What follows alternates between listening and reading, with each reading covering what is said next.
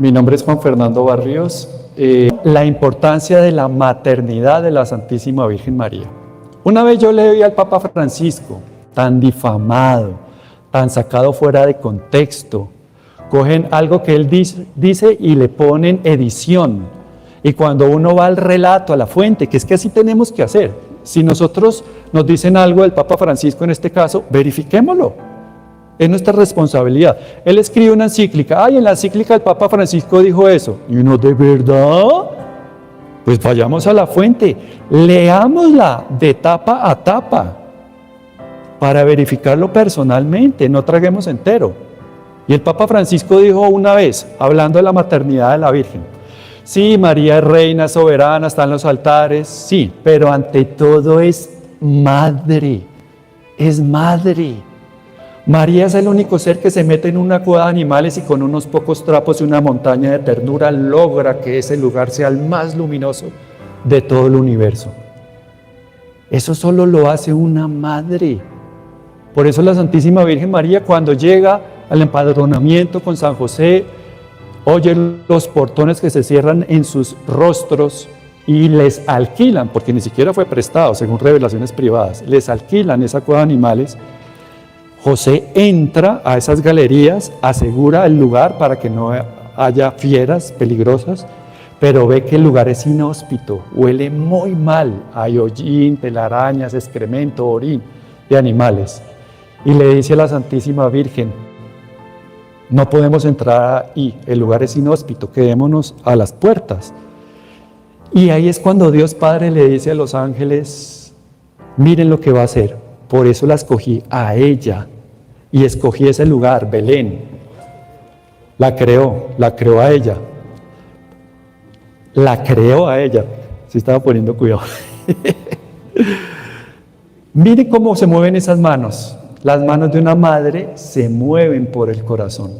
Y ve cómo la Santísima Virgen va escogiendo las pajitas que están mojadas con excremento, con orín, con telarañas, con humedad, con bichos. Y va separándolas y va escogiendo a su vez las que están frescas, secas, mullidas y secas. Y recién ahí hace una cunita. Y cuando hace la cunita, como corresponde, en la dignidad de este momento sublime y santo y portentoso y lleno de luz para la humanidad, José, que se deleita siempre en ser el segundo, se hace en la puerta y no mira. Y desde la mística ven que la Virgen no tiene un parto, porque el parto está solamente reservado por el pecado original. El dolor del parto es por la naturaleza caída. La Virgen no tiene un parto doloroso. La Virgen da un alumbramiento y ella se mete en el corazón, porque Jesús se engendra primero en el corazón de María, luego en su pancita y luego después da a luz al Hijo del Hombre. Y así como se engendra primero en el corazón, desde ese lugar es que ella da a luz. Ella se pone las manos en el corazón y en profunda oración, en un estado casi extático, en un éxtasis de amor, ella saca al niño Jesús de su corazón y lo pone en esas pajitas que ya había dispuesto. Y esto me parece algo muy bonito, porque debo contar una infidencia, porque de eso se trata, ¿no? Como estábamos acá en familia, estábamos hablando con el padre Carlos Espampío, que es el que dirige Frisidim allá en México, que es el apostolado para el triunfo del corazón inmaculado de María. Estábamos en una oración y ustedes saben que el Espíritu Santo da dones y carismas. Y tengo a alguien que quiero mucho y tiene un carisma muy bonito de visión. Y estábamos rezando una vez un rosario, mitad de año, ni siquiera era Navidad. Y dentro del rosario, la Virgen alguna vez decía, oigo sus oraciones dentro de sus oraciones. O sea, aparte de las Ave Marías, uno también va diciendo palabritas dentro de esa composición de oración particular que uno tiene. Y yo le estaba diciendo, madre, ven, pero con el nené. Yo quería era que viniera con el nené, ese nené, porque es que a mí me conmueve mucho que Dios pudo haber escogido un palacio y escogió fue una cueva de animales. Y para mí es una prefiguración profética, diciendo que llegaría un tiempo, y estamos viviendo esos tiempos, en que vamos a animalizar a los hombres y vamos a humanizar a las mascotas, a los perritos, a los gaticos. Y lo vemos en Unicentro, en los centros comerciales. Un cochecito y uno se adelanta para ver el nené y es un perrito paseando. Es que hacen más ejercicio ya las personas que los animales. Entonces, la pedagogía del pesebre es muy amplia, es grandísima, pero a mí me dice eso. Dios estaba profetizando que llegaría un momento en que se iba a animalizar al hombre y a humanizar a los animales. Esa es una que me comentó. Yo quería era ver, pero a la Virgen con el nené, con el bebecito, porque no hay nada más dependiente del cuidado de los grandes, de los adultos, que un bebé. De hecho, los bebés nacen con ese olor dulce, sabroso, y eso está hecho por la naturaleza para que nosotros tengamos esa acogida, ese sentimiento natural de protección. Cuando uno arrima a un bebé y lo huele, huele tan delicioso que uno quiere apapacharlo e inflarle los cachetes a punta de besos. Y eso es lo que yo quería. Como tuve muchas dificultades en mi relación afectiva con mi papá, porque mi papá sufrió depresión toda la vida, entonces estuvo limitado para dar afecto, mi acercamiento al Padre Celestial era muy limitada, no así con la Madre, con la Santísima Virgen. Y yo quería tener esa relación con el papá, Dios. Y Santa Teresita del Niño Jesús, también otra infidencia, que es nuestra santa del 1 de octubre, ella tiene esa espiritualidad de la infancia espiritual, y yo no la tenía muy presente en mi vida en ese aspecto. Inclusive debo confesarles que algunas personas me decían, ay, usted es de Santa Teresita, ay, qué belleza. Yo decía, sí, pues se la regalo, porque para mí como que no me sirve para mucho. Y pasó el tiempo cuando aparece en el silencio, como siempre lo hace Santa Teresita del Niño Jesús, y empezó a imprimir en mi corazón esa infancia espiritual. Ese gusto, esa curiosidad por conocer a Dios, pero a través de su infancia. Y conociendo al Niño Jesús, al bebecito, pude reconocer la presencia del Padre Celestial. Cuando yo veo al bebé Jesús, yo no veo a Jesús hecho bebé, yo veo al Padre Celestial. Porque el Padre Celestial también tiene derecho a la ternura. Y de hecho, su amor es misericordioso, es tierno, dulce y delicado. El mismo que en la Inmaculada Concepción le transfiere a la Santísima Virgen María, y el mismo que tiene Jesús, y obviamente el amor de los amores, que es el Espíritu Santo. Entonces estaba yo en esa oración y esta persona dice, bueno, yo vi esto, aquello, y yo, tan raro, vi a la Virgen que estaba con el Niño Jesús dorado en unas pajitas de oro y movía las piernitas. Entonces a mí me conmovió porque yo acababa de pedir eso en mi oración. Ven, ven, pero con el bebé, con el bebé. Nos volvimos a reunir a los 8 o 15 días y yo volví a decir lo mismo. Vuelve otra vez, pero con el nené, le decía yo en mi mente, en mi corazón. Y cuando se terminó, pues la persona dijo, yo vi esto y aquello, y luego me dijo a mí, me dijo, y a ti, Juanito, la Virgen, oí una locución. Esa persona no tiene muchas locuciones interiores, que es una voz interna en el alma, en el corazón. En ese momento hubo una locución de la Virgen, dijo, dile a Juan que no busque más el pesebre. Y ella se mete las manos así en el corazón y con una delicadeza saca al Niño Jesús y te lo metió así en el corazón. Entonces yo quedé súper conmovido, yo quería un Manolito. ¿Qué es un Manolito? Ustedes saben que Jesús se le llama Emmanuel. Emmanuel significa Dios con nosotros. Pero Emmanuel en español se les dice Manuel. Y a los Manuel se les dice Manolo. Y si Manolo es chiquito, se les dice Manolito. Entonces yo le dije a mi hijo menor, yo quiero un Manolito, pero no el ventejuliero con los crespos y la manito así, sino yo que lo tenía en mi mente, de pelo cortico, con las manitos así como sosteniendo un corazón. Y estando en un centro comercial íbamos caminando, y ni siquiera era época de Navidad.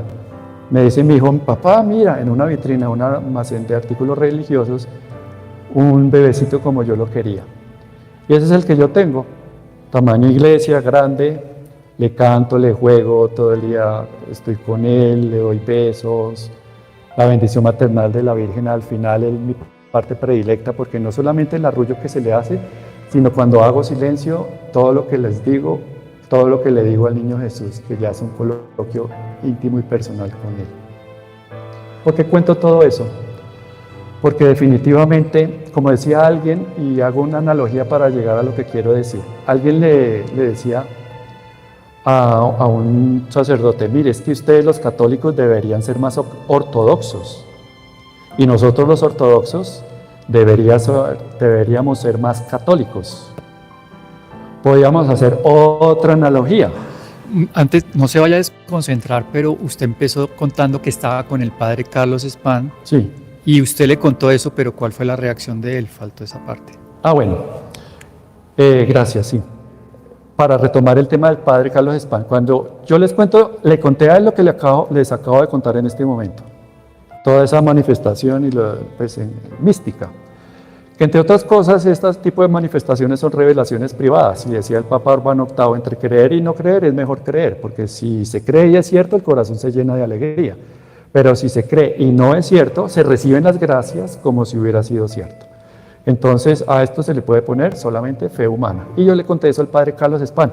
Y él se emocionó, dijo, eso es lo que yo estoy predicando, precisamente. Y también bebiendo de la sabiduría de los santos, de los místicos. Yo predico que el parto de la Virgen no fue parto, sino fue alumbramiento. Y fue desde el corazón, porque fue el primer lugar donde ella se engendró. Por eso el camino quedó abierto. Jesús viene primero a la Virgen en el corazón, luego a su pancita y da a luz al Hijo del Hombre. Por eso nosotros hacemos un tránsito por el mismo conducto, pero al revés. Porque nosotros vamos hacia el cielo, Jesús bajó del cielo. Entonces, primero nos ponemos debajo de las enaguas de la Santísima Virgen María como un signo de protección. Pasamos a su pancita como un signo de gestación. Y luego pasamos al corazón como un signo de dar a luz a una criatura nueva. ¿Para dónde? Para el cielo. Porque el hombre no fue creado para la tierra, el hombre fue creado para el cielo. Por eso ustedes se pueden apropiar de las palabras de Jesús cuando estén pasando por tormentas. Dice San Pablo que esta vida merece un tiempo de tribulación temporal y después nos espera una corona de gloria. ¿Cuál es este tiempo de tribulación temporal? La vida misma. Ya estábamos haciendo ahorita con Carlos Alberto un live donde decíamos que esta vida, que estamos viviendo, ustedes y yo, en este tránsito tan breve y tan temporal sobre la tierra, estamos vivos, tenemos aire en los pulmones, estamos vivos, dura un femtosegundo. Un femtosegundo es la unidad de medida más pequeñita que se maneja en la industria militar y en la industria oftalmológica, el rayo láser de la operación LASIK. Dura un femtosegundo. ¿Y qué es un femtosegundo? Es la 1000 parte de un segundo. O sea, en un segundo hay 1000 billones de femtosegundos. O sea, hay tantos femtosegundos en un segundo como hay segundos en 100 millones de años. Desde esa perspectiva, nuestros problemas, nuestras ansiedades, nuestras crisis, nuestros fracasos, la ansiedad que todo eso produce se deshace como se deshace un helado en pleno verano, porque esta vida va a durar un femtosegundo, nada más, comparado con la eterna. Entonces tu problema, tranquilo, va a durar 40 años nada más. ¿Es eso? Nada. Es menos que un femtosegundo inclusive. Entonces, como decía, podemos acuñar la palabra de Jesús y apropiárnosla. Mi reino no es de este mundo. ¿De verdad nos levantamos todos los días como nos levantamos buscando un poquito de placer en la mañana y un poquito de placer en la noche, como dice Pascal? ¿De verdad esa es la vida? Yo no me conformo con eso. Así como Dios se quiere dar todo entero, porque Dios no se da por muestras gratis. Él da todo de su corazón. Lo que pasa es que nosotros somos incapacidades de Él. Yo tampoco me conformo con menos. Mi anhelo es poseer y dejarme poseer por el Sagrado Corazón de Jesús. Y eso lo hizo la Santísima Virgen María, sin pretenderlo, porque el Padre Celestial se fijó en ella por su pureza, pero se engendró en ella por su humildad. Ella se estaba preparando para servir a la posible o a la que sería la Madre de Dios, sin saber que ella era la que había sido creada para hacerlo. Por eso cuando se le presenta el arcángel San Gabriel, que fue el primero en rezar el Ave María, no, el primero fue Dios Padre porque él era mensajero del Padre. Él repitió algo que le mandaron a decir y la saluda. Ave María, gratia plena, Dominus tecum. Si lo dijéramos en latín. Pero la saluda básicamente es Jaire, que jaritomene, alégrate, llena de gracia. Y la saluda así, la Virgen ya era llena de gracia por su Inmaculada Concepción. Y cuando dice ese sí, después de todo lo que sabemos, cuando el ángel le dice, Dios Padre te pregunta que si tú quieres ser la mamita de Dios. Y ella hace la pregunta, ¿cómo va a ser eso si no conozco varón? No lo he conocido y no pretendo conocerlo, porque hice un voto de virginidad perpetuo y mi esposo San José, porque ya estaban casados legítimamente en legítimo matrimonio, no solamente desposado como se dice erróneamente, ya estaban casados. Lo que pasa es que tenía un año para hacer el ranchito e irse a vivir con ella, pero ya estaban casados. Y ella pudo haber dicho, y además José también fue educado por los esenios y él también hizo un voto de castidad. Entonces, ¿cómo va a ser eso? ¿Me puedes explicar? No por duda, como lo hizo Zacarías, que después lo llevó a la mudez, a quedar mudo, sino por preguntar cómo va a ser eso. Y le dice, la sombra del Altísimo te cubrirá, la sombra del Altísimo, y concebirás al Hijo de Dios. ¿Cuál es la sombra del Altísimo? El manto de la Santísima Virgen María, el Espíritu Santo. Cuando le decimos a la Santísima Virgen María, cúbreme con tu manto, es cúbreme con la sombra del Altísimo, cúbreme con tu Espíritu Santo. ¿Por qué? Porque siempre lo repetimos con Carlos Alberto, la Virgen de suyo no tiene nada, es un vaso totalmente desocupado, que todo lo que contiene Dios es Dios. Es un acueducto con las esclusas abiertas donde entra y sale el agua ad libitum. Quieres más agua de la gracia, más se te da, porque no se agota. Esa es la Virgen.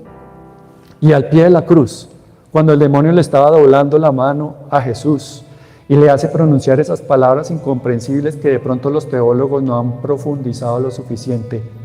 Y Jesús dice, Dios mío, ¿por qué me has abandonado? Que entre otras cosas, si nos fijamos y hilamos más profundo, lo que estaba haciendo era citando el Salmo 21.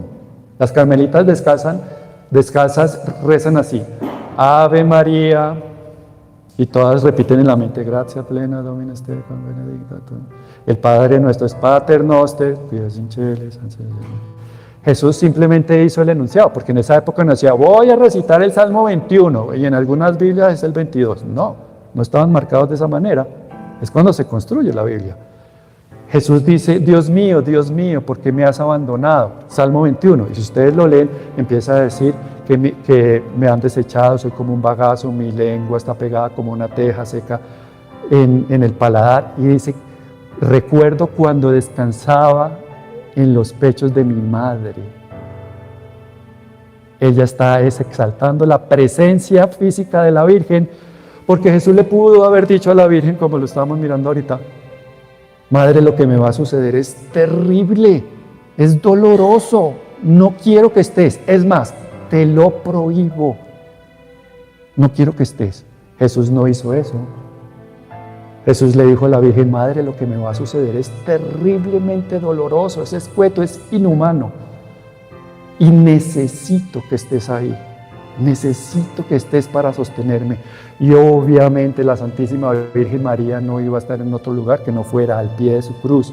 Así como estuvo parada como un pilar a la altura de Zaragoza cuando un apóstol cansado, Santiago, venía de la antigua Galicia, de regreso a Jerusalén, derrotado, frustrado, deprimido, y la Virgen le sale al paso y le muestra a Jesús llagado, crucificado, y le dice, mi hijo hizo esto por ti, ¿tú no harás nada por él?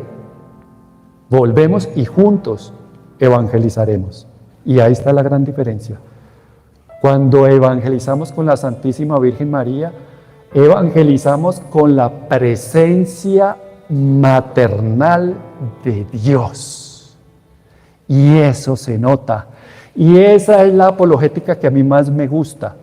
no la apologética de volver polvo el argumento de la otra persona con puros conocimientos intelectuales, sino la apologética de los abrazos y besos, porque eso es lo que hace María.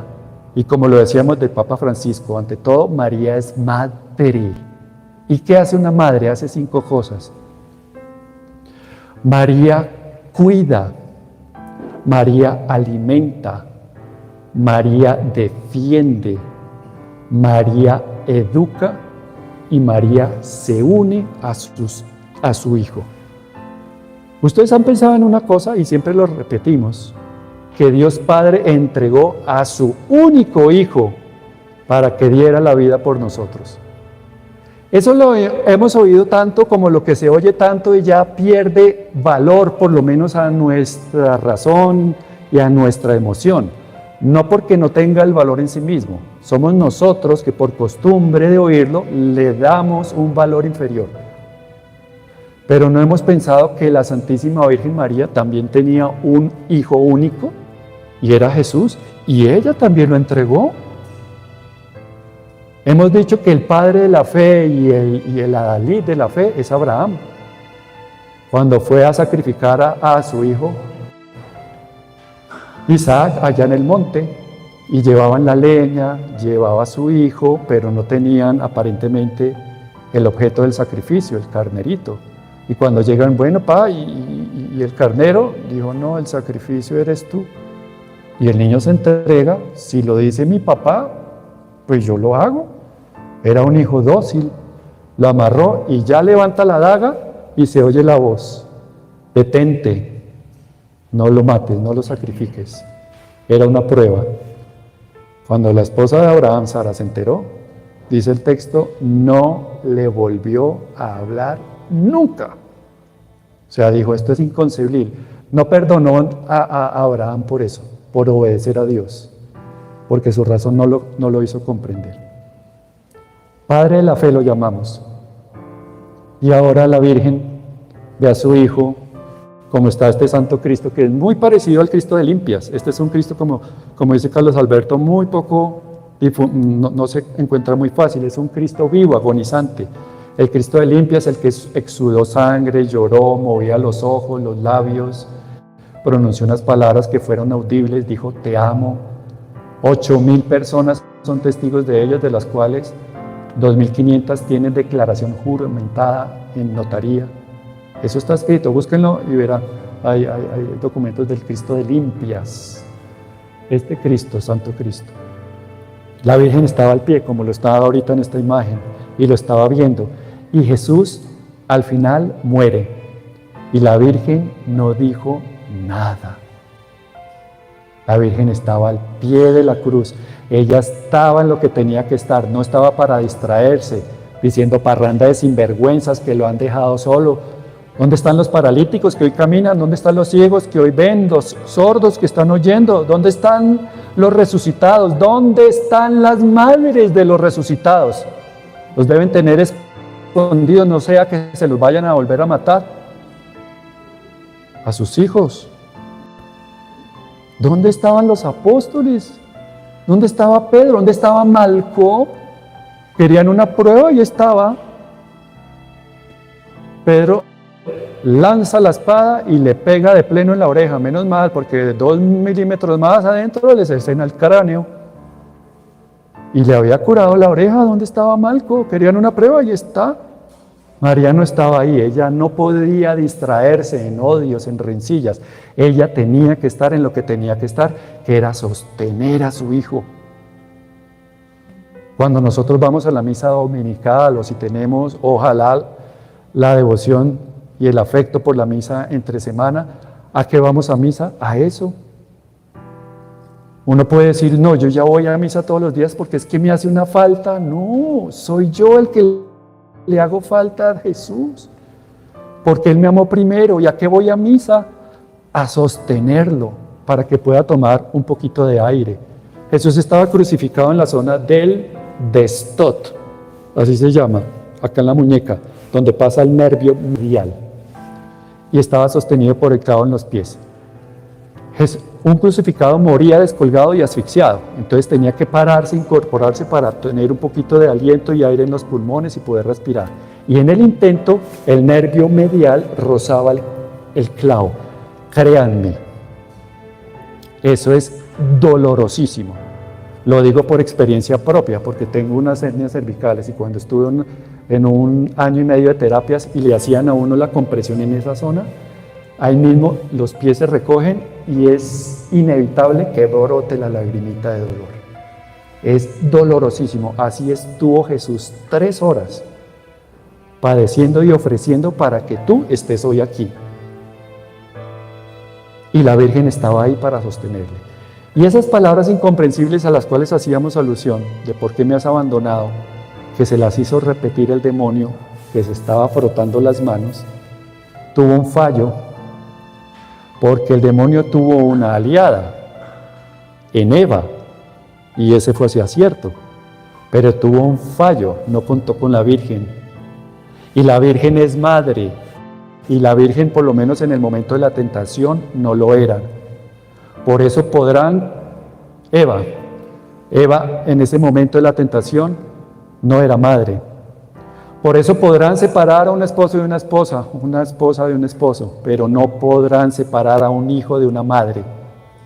Por eso el pecado del aborto es un pecado eminentemente diabólico. Porque el demonio logra separar al hijo de la madre, es más, que sea la misma madre la que lo mate. Pero el demonio no contó con la Virgen. Y la Virgen estaba, vuelvo y lo repito por enésima vez, estaba en lo que tenía que estar, sosteniendo a su hijo. Y ese era el momento de la Virgen. Ese era el momento para sostener a su hijo. Porque Jesús no tenía una experiencia, no estaba experimentando la presencia del Padre. El Padre sí que estaba, pero Jesús no lo experimentaba. Como esas estampitas que está Jesús crucificado y el Padre lo está sosteniendo por detrás, pero está por detrás, Jesús no lo experimenta. ¿A quién veía? A su mamá. ¿Y en dónde se apoya? En donde nos debemos apoyar siempre, en su mirada. Lo dice la oración, vuelve a nosotros esos tus ojos misericordiosos. Porque dice San Agustín, en Jesús coexiste en un equilibrio perfecto la misericordia y la justicia. Pero en María solo hay misericordia, porque ve en nosotros un trocito de la carne de Jesús, lo que le costamos, y ve las huellas digitales del Padre Celestial en el alma, tal como Él la diseñó en su estado original. Por eso nos ama tanto. Y ella solo tiene misericordia, y la ejerció elocuentemente al pie de su Hijo. Y ese era el momento. La mano que se estaba torciendo vuelve a su lugar y Jesús dice, todo está consumado, Padre, en tus manos encomiendo mi espíritu. Y previamente a todo esto, ya había hecho en su hora postrera donde se dicta la última sentencia de su testamento, le dice al Hijo que tanto amaba, Hijo, he ahí a tu madre. Siempre nos han enseñado que cuando no hay un nombre propio consignado en las Sagradas Escrituras, yo bien puedo poner el mío. Entonces puedes poner el tuyo. Hijo, he ahí a tu madre. Y le dice a María, mujer. ¿Por qué le dice mujer? Porque la eleva en ese momento a las más altas cumbres de la universalidad y la llama como la prefigura del Génesis. Pondré enemistad entre ti y la mujer. Ya la había puesto en evidencia en las bodas de Caná. Tú y yo, ¿qué tenemos que ver, mujer? Uno a la mamá le dice mamá o mamita, pero uno no le dice ni mujer, ni le dice por su nombre. A ella la llamó así porque nos está diciendo que ella es la mujer preanunciada en el Génesis, que ella aplastará la cabeza de la serpiente cuando ella la hiera, la serpiente, en el calcañal. ¿Cuál es el calcañal? Nosotros, con su espada, que es la cruz. Y ese era el momento. Cuando nos la entrega, dice el texto, el discípulo la acogió como sus cosas propias. Eso es del griego original. Es decir, la llevó a su casa, que es su corazón. Y ahí estaba la mamá, la madre de los Zebedeos estaba ahí. La madre de Juan y la madre de Santiago estaba presente. Lo lógico era que no hubiera dicho eso por no ir a respetar a la mamá de Juan, pero le dio su legado. Entonces esas personas que dicen, yo me entiendo directamente con Dios, yo no necesito intermediarios. ¡Ey! Estamos en contra de la voluntad de una persona que está entregando su espíritu. O sea, ya había, en ese momento lo había entregado todo. Todos los pedazos de carne y de piel en los garfios de los azotes. Entregó la túnica sin costuras que le había hecho su mamá, o sea, entregó su dignidad, lo desnudaron. Y luego entrega después su aliento, o sea, su espíritu, porque entrega su espíritu dando un último aliento. Pero previo a esto, nos entregó el tesoro más dulce de su corazón, que lo deja siempre para el final, a su mamá, la mamá de Dios. Y mi mamá es la misma. Y en mi juicio particular, la mamá del juez y la mamá de quien va a ser juzgado es la misma. Tenemos una garantía en la salvación del alma si la hemos amado, servido, consolado y hemos vivido los mandamientos. Y ese era el momento de la Virgen, porque por su humildad aplastó la cabeza de la serpiente. Dice San Luis María Griñón de Montfort que el demonio le teme más a la Santísima Virgen María que a Dios. ¿Por qué? Porque el que es el puerco, ella es la pura. El que es el mentiroso, ella siempre dice la verdad. El que es el soberbio, la Virgen es la humildad. El que es un energúmeno, ella es tierna, dulce y delicada. Es todo lo contrario. Entonces, nunca tan humillado como lo es por una criatura, la más excelsa de todas. Y la Virgen estaba haciendo eso. Esas son las madres. Entonces, la Virgen, para terminar, hace con nosotros lo que hizo con su Hijo Jesús. Desde ese momento sí que se tomó en serio el requerimiento último y postrero de su divino Hijo Jesús. Desde ese momento lleva los destinos de toda la humanidad, desde el más acérrimo pecador que ustedes puedan traer a su mente en este momento, hasta el más descreído, hasta la persona que tenga una denominación religiosa diferente. Toda la humanidad cabe en el corazón de la Virgen, porque el corazón de la Virgen tiene la forma del corazón de Jesús. De hecho, comparten uno solo, como lo dice San Juan Eudes. El corazón de Jesús y María es uno solo, uno solo. Entonces María hace lo mismo con nosotros. María nos cuida, nos alimenta, nos educa, nos corrige, nos enseña. Ella misma se convierte en el camino más corto, fácil, seguro y perfecto para llegar a Dios. Y al final, como lo hizo con su Hijo Jesús al pie de la cruz, se une a los padecimientos de Jesús. Por eso la Virgen se une a nuestros propios padecimientos. Dice el Padre Espadán también alguna vez de hoy, ya que estábamos haciendo alusión a él, que si Jesús no se hubiera subido a la cruz, la Virgen lo habría subido y lo habría crucificado, porque ella nació para hacer la voluntad de Dios. Y si la voluntad de Dios expresa del Padre Celestial era que su Hijo debería morir en el patíbulo de los malditos, ella misma lo iba a subir. Y palabras que escandalizan a uno, pero por falta de piedad mariana. Lo único que le faltó a la Virgen fue haberse crucificado al respaldo de la cruz de su Hijo. Pero si lo vemos, eso sucedió cumpliendo la profecía del profeta Simeón. A ti una espada de dolor atravesará tu alma para que queden al descubierto los pensamientos de muchos corazones. Y esa espada de Longinos que atravesó el corazón de Jesús, a su vez traspasó espiritualmente el alma de la Santísima Virgen María. Por eso, y con esto sí que termino, la Virgen es verdadera madre. Por la Asunción. ¿Por qué la Asunción? Fue un detalle de fina coquetería de un hijo enamorado de su mamá. Dogma de 1950, dada por el Padre y Papa Pío XII. Quiso que la Virgen fuera asunta en cuerpo y alma al cielo para que el tiempo las barreras y límites geográficos, físicos, no fueran una limitante, valga la redundancia, para que ella pudiera ejercer la maternidad. Porque la maternidad no se puede ejercer a distancia. Necesita la presencia de la madre. Una mamá no puede estar en la ciudad de Cali y llamar a su niño que está en Bogotá y decir, ya le dieron la compota, ya le dieron el alimento, ya le dieron la medicina para la fiebre que tiene, ¿cuándo tiene la cita para las vacunas? No, necesita la presencia de la madre. Por eso la Virgen no es que esté en cualquier lugar, no, siempre está en nuestro corazón, está a la distancia de una oración.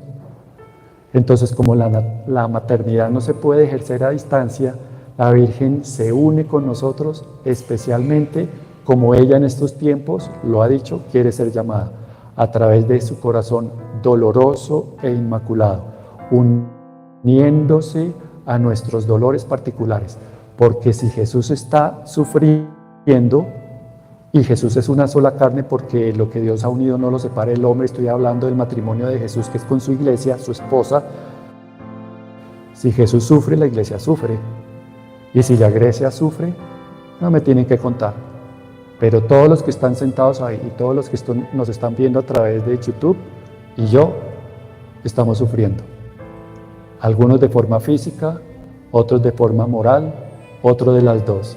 Pero que estamos sufriendo, porque este es el remanente fiel en el cual Dios confía para que nos unamos a sus propios padecimientos. Yo completo con mi sufrimiento lo que faltó a la pasión de Jesús para beneficio de todos que somos su iglesia. No porque la pasión de Jesús, siempre lo decimos, no haya sido amplia y suficiente, sino que somos un cuerpo místico y pertenecemos al corazón del cuerpo místico de Jesús, que es María. Entonces, para terminar, vamos a consagrarnos al Inmaculado Corazón de María. Y ustedes, a través de estos medios tecnológicos o acá presentes, repitan después de mí. Te escojo hoy, oh María, en presencia de toda la corte celestial, por Madre y Reina mía. Te ofrezco y consagro, con amorosa sumisión, mi cuerpo, mi alma y mi corazón, mis bienes interiores y exteriores, y hasta el valor de mis buenas acciones, pasadas, presentes y futuras. Te dejo entero y pleno derecho.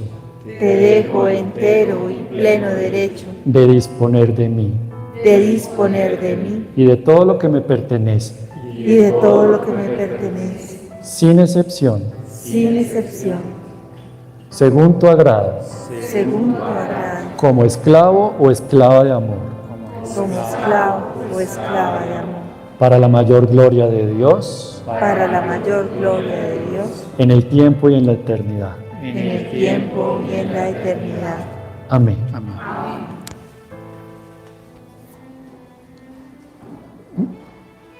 Muchas gracias a todos los que han venido. Reciban todos de parte de la Santísima Virgen María, en su presencia, en la imagen número 12 oficial del Santuario de Fátima, su bendición maternal y especial, para que llegue a sus corazones y a través de ustedes se note el amor que han recibido en esta mañana, hoy, de esta visita oficial de la Santísima Virgen María, y que los principales beneficiarios sean los que cohabitan bajo el mismo techo con ustedes. Es decir, sus esposos, sus esposas, sus hijos, sus padres, sus abuelos, sus tíos. Ellos son los que necesitan. Todos necesitamos un abrazo, la Virgen también. Pero este es un mundo que nos ha privado de eso y la pandemia hizo mucho daño. Hay muchas personas que se les olvidó abrazar. Y a veces eso es lo único que nosotros necesitamos. Una sonrisa, que ya al principio dijimos cómo se hace, ¿no? Ya sabemos que hay que estirar para sonreír. Y segundo, un abrazo cálido, para que haya una transmisión de almas, una transmisión de amor. Dios los bendiga.